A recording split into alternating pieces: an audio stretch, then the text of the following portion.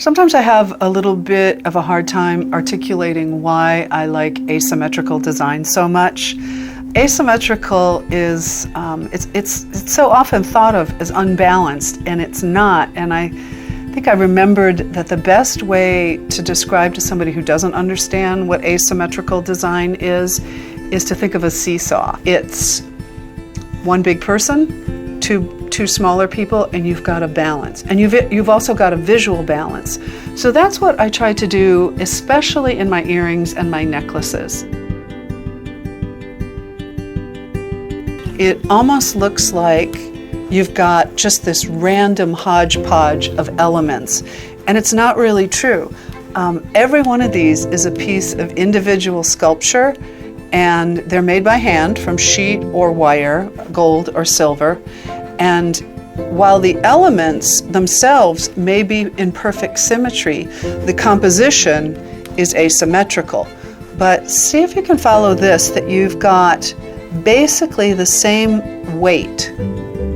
You've got a big element here, you've got a heavier element here, here, but they don't line up exactly. So instead of what is seemingly chaos, you have this cohesive whole, and it just blends into this beautiful, dynamic sense of fluidity and motion.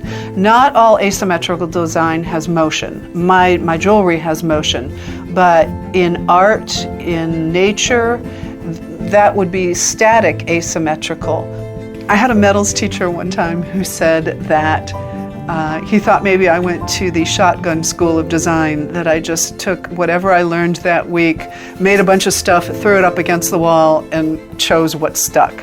I think maybe that was true in the beginning. I don't think that's true anymore. There is some school of thought that the perfect design is when you can no longer eliminate anything from it. You've pared it down to the absolute essence of what makes it, by your estimation, perfect.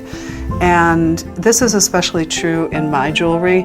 I think I do have a little bit that shotgun approach where I might start with too many elements and I have to take it back, but you take it back, you take it back, you take it back until you are left with what I think is the most pleasing design to all senses. If your piece has movement, it's just a minimal amount of movement without being overwhelming.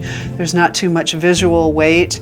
And for me, it's always going to come down to a asymmetrical composition. But when there's nothing you can take away, you know you're finished with a piece, and it feels really good. And sometimes that happens in 30 minutes, and sometimes it takes 30 days, and I'm not kidding. But you know it when you're there.